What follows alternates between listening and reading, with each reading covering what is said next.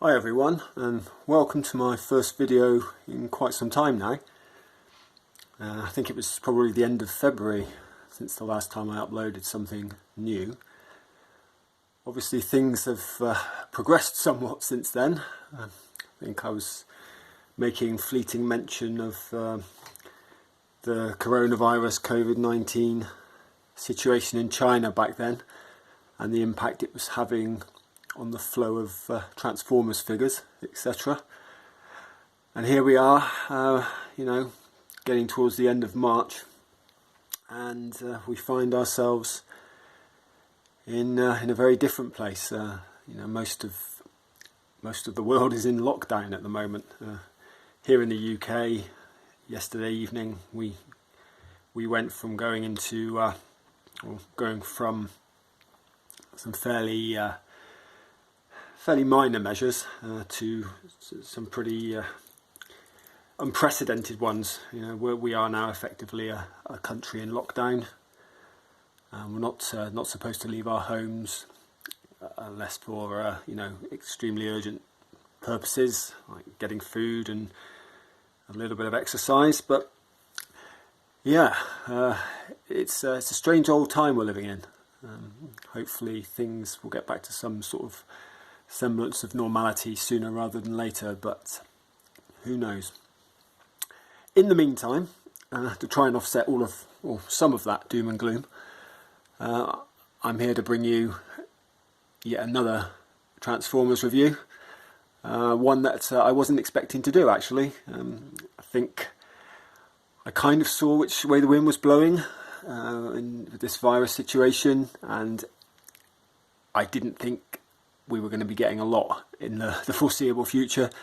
So when the opportunity to pick up this figure, MP-19 Smokescreen, as you can see here in all its glory, when the opportunity to pick the figure up presented itself, I took it because I honestly didn't know when the next time we'd get something would be. I swore I was not going to pick up the repaint of this particular Nissan because I've never been the biggest Season 2 fan. But I will say that I was a big fan of the original G1 toy and of the original non-plus release of this figure. So yeah, here we are. We're down to the repaints again, in lieu of anything a little bit more exciting. But anyway, with the rather depressing intro out of the way, let's crack on. I'll do the usual run through, open the box, we'll take a look at what's inside, give you a quick rundown, a bit of a comparison with the original release, and some final thoughts. So bear with me and I'll be back in a few. Okay, so Smokescreen's out of his box now, and I'll just go through the usual kind of stuff that I do in the videos. I probably should have given you an overview of the box actually, so I'll just do that quickly.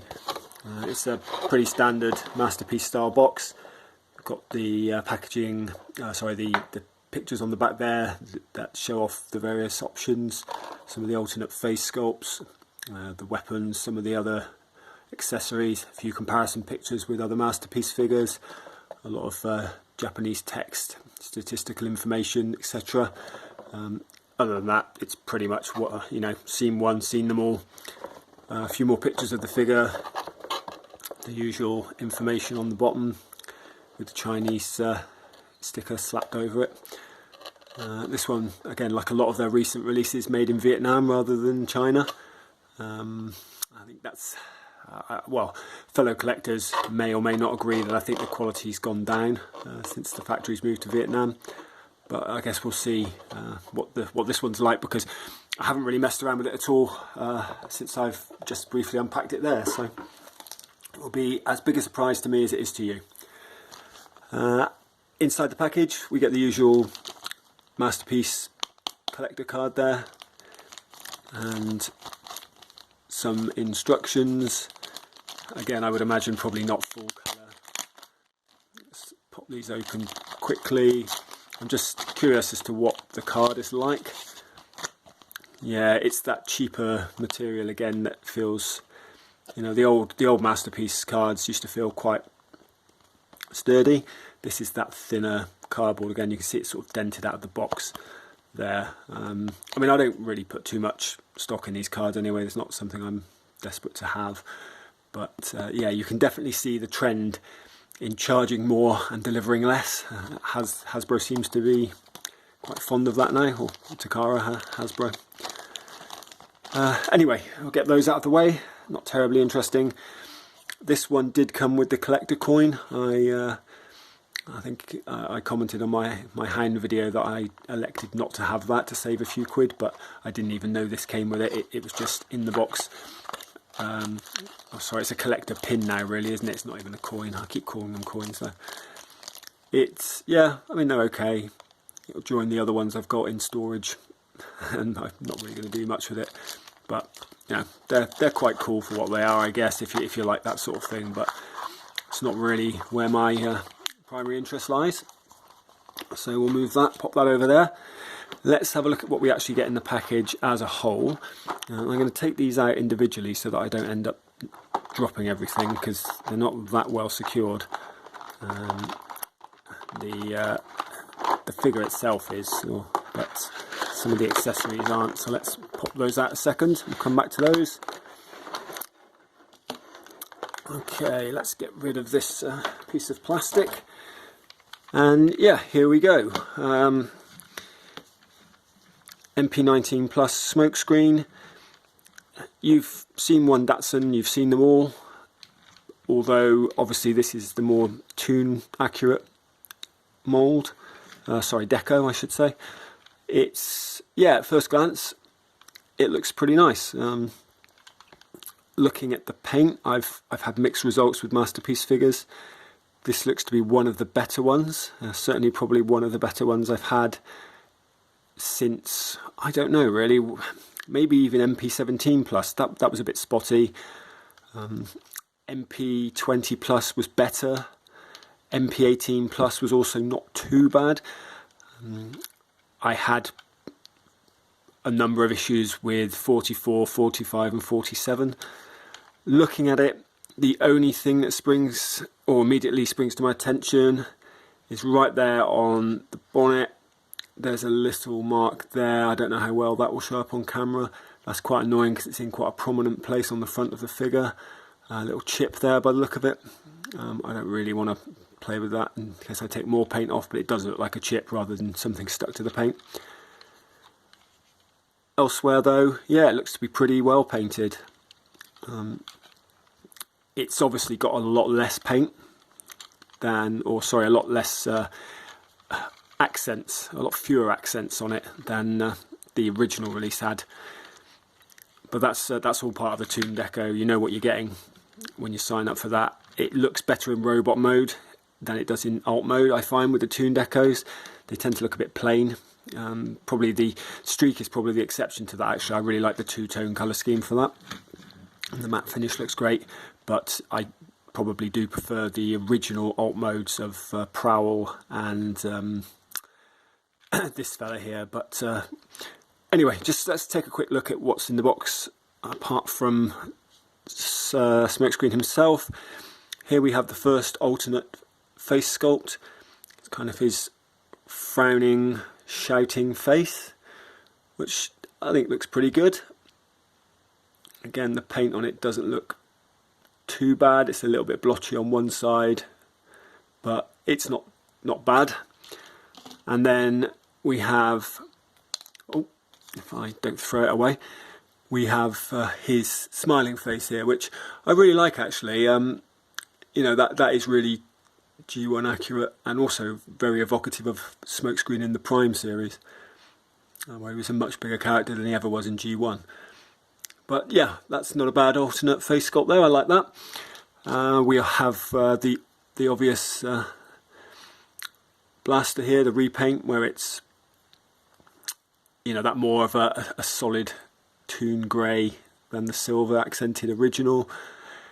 I forget exactly what weapon he had, and I probably should have done my homework before I started the video. I'm usually pretty good at remembering what characters' weapons were, but that's mainly the main, what I would call the main season one, more than meets the eye cast. When it got to season 2, I'm not as clued up. But yeah, it's still nicely detailed, and it's reasonably well painted, so quite happy with that. And then the final piece that you get, the final new piece I should say, is this smoke effect, which can be placed rather comically behind him there. And it's an interesting display option, I guess. It does actually split in two, so you can display two smoke halves. So you could have it either side of him like that to sort of recreate the smoke effect from his tyres as he's spinning away. Yeah, I mean, it's all right. It's not great. It's obviously slightly different inside than it is outside, so from certain angles it looks better. You know, it's more of a matte finish on the outside and gloss on the inside, so it kind of has to be displayed with the matte smoky smoke effect side to make it look or to achieve the full effect. But anyway, let's put that to one side as well. I just want to bring in the original MP-19 so we can have a quick comparison, and there are quite a lot of differences actually. I didn't think there would be so many, but I'll be honest, I am a tune guy, as if you'll know if you've ever watched the channel before, but I do prefer this alt mode. I prefer the colours, and I do think because he's a sports car, he benefits from the additional decals, and I don't dislike this, but this I prefer the look overall. Obviously the major difference is you have the white accent on the bonnet, and along the side there you have the white accent but with the sponsor decals on the side there. The 38 on the door is smaller there. Obviously the wheels are a different colour, and again you have more text down here that you don't have. The glass is different. There we have the more G1, I say accurate actually. In the show, for some reason, the Smokescreen didn't have like a blue tint. He had more of a darker tint, but it wasn't as dark as the original. So I guess neither's completely show accurate, but you know, that's more of a Masterpiece line accuracy thing now, unless it's Bumblebee, obviously. What else do we have? I can notice straight off. Obviously, you see the finishes are very different anyway. This is more of a gloss finish. This is more of a matte finish. The blues are different. The bumpers are grey here and black there. The rear lights are completely different. Obviously, there aren't any on this version, which is tune accurate, but they are here. Again, white accents on the fins here, none on there. What else do we have? Again, yeah, grey mirrors, black mirrors, and we have the banner across the windshield there, and the Nissan logo obviously is painted there, but it's painted over here so you can't see it.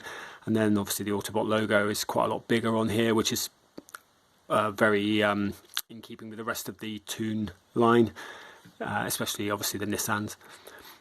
One thing I have noticed, and it was a problem with MP-18 as well, or MP-18 Plus I should say, is that if you look at the sort of gaps around here on the original, well, pretty much everywhere around the doors, you know, the whole sort of car itself, the panel lines are a lot better. There are far more gaps on this.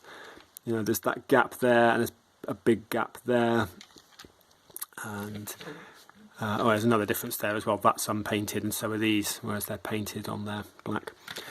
But yes, the gaps here are a lot more obvious, and that was a problem with MP-18 Plus. As I said, I noticed that as I took it out of the box, so I did kind of try and push it together a bit more, and I opened the doors and tried to kind of jam it together a bit more, but I don't know if it's just this copy or whether it affects the whole mould, the whole run of the mould, sorry. But yeah, I wasn't surprised to see it, because it was a problem with Blue Streak as well, a problem that didn't affect the original MP-18 release but did affect the Plus release.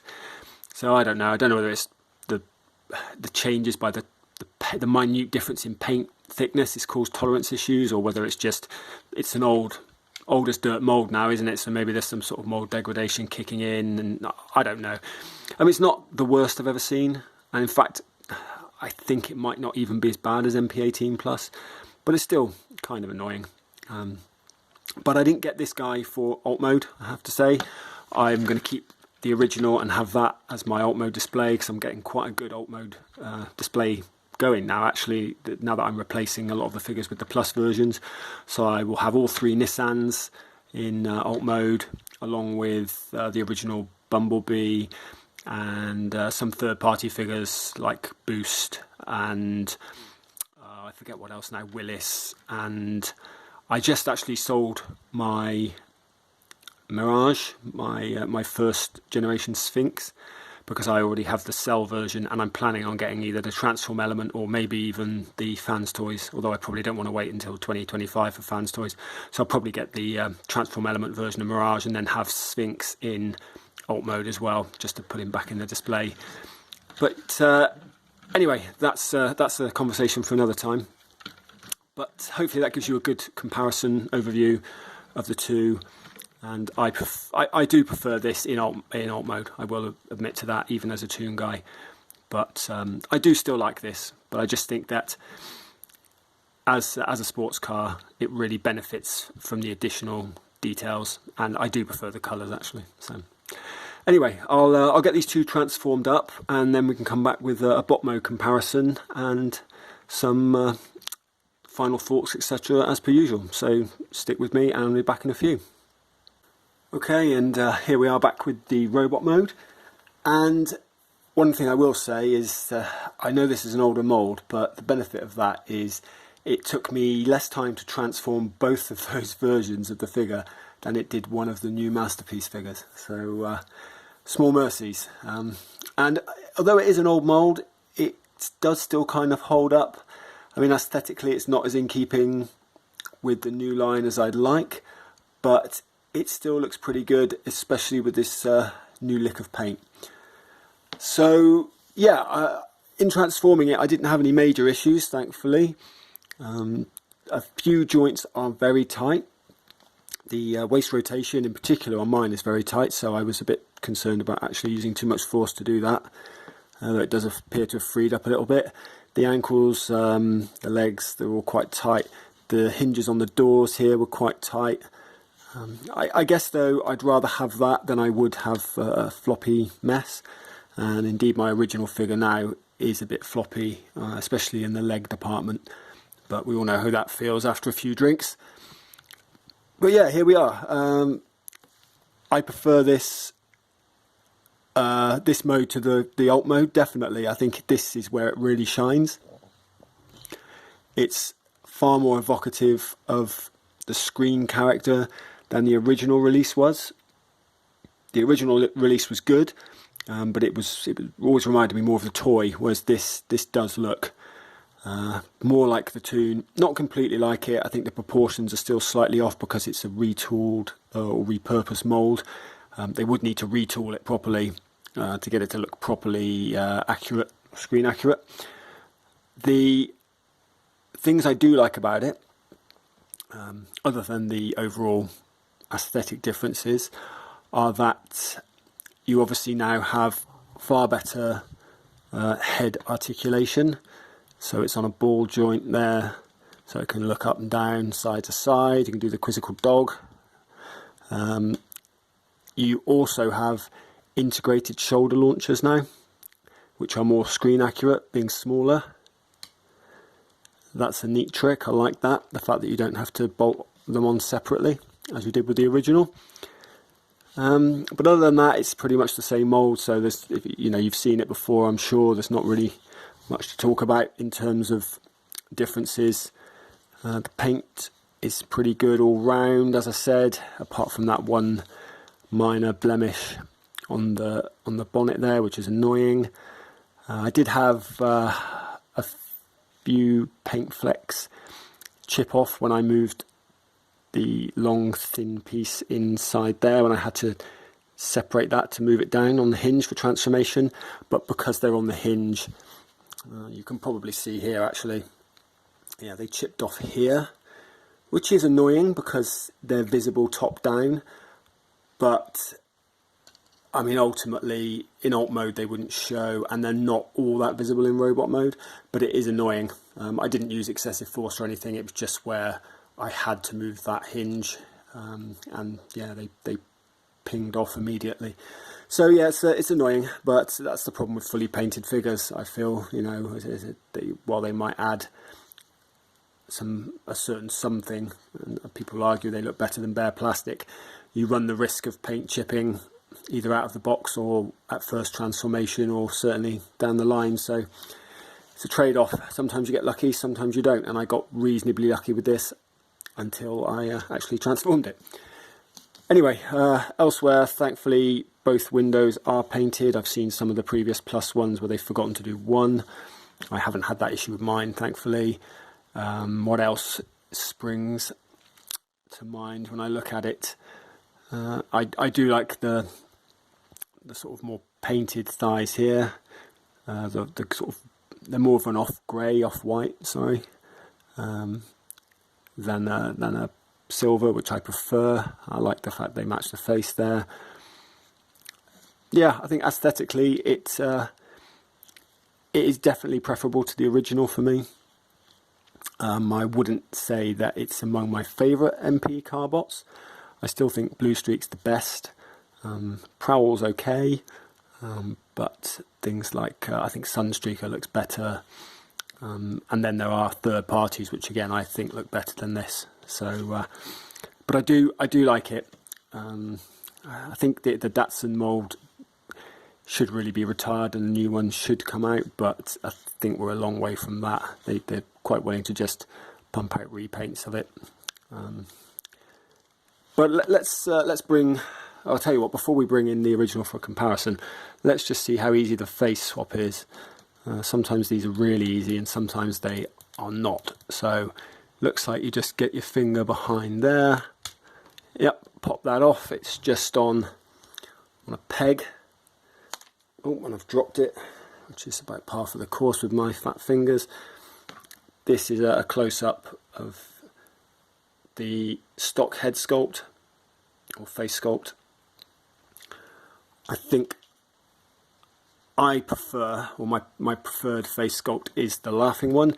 Not enough Transformers come with good laughing stroke smiling faces, and I think this is a really good one, and this honestly really reminds me of the character. I think it's a really nice looking sculpt, so that's going to be my preferred choice for the shelf. So I'll move him back a little bit over there, and then I will bring in the original MP-19 Plus. And yeah, I think on the whole, although I still do like this, it's certainly a nice looking figure. I think that the improvements that they've made, they didn't just do a prowl and pump it out with a different colour scheme. They've actually taken the time to do what they did with Blue Streak and give it some refinements, or make some refinements, give it some additional, some added value. As I say, the smoke pieces here now that you can separate, for example, you could position them either side like that. Again, I still think it's a little bit of a comical, gimmicky effect, but it's nice that it's there anyway. What I'll probably do actually is use this in display, alt mode display with the original on my alt mode shelf. So I'll get some use out of it at least. But yeah, obviously differences, I'll go through a quick list of those again. Most of them carry over from alt mode, but you'll see the main differences, other than the ones I already pointed out, are that these red flaps here are show accurate, whereas they're blue there, which aren't. Obviously you have silver legs and a silver face there, whereas here you have that more off-white, greyish legs and face. The main difference is they are the launchers. They are much more show accurate here, both in colour and size. And obviously with these, they weren't integrated, so they popped off, which You know, they do rather dominate his head, or his, you know, they kind of overshadow. So it's nice that, you know, his head's a little bit more prominent now, that they're not gargantuan. The blaster, obviously, I already mentioned, was different. So that's the silver blaster, whereas the weapons are all uniform with the more matte, grey on there. Other than that, though, there isn't a whole lot different, other than the colour differences I've already pointed out. You can see that, you know, you get the more matte grey rather than the shiny black. This one is very floppy now in the leg, so that's why I'm having to hold it a little bit, because it doesn't hold a pose quite as well as it used to. The face sculpt definitely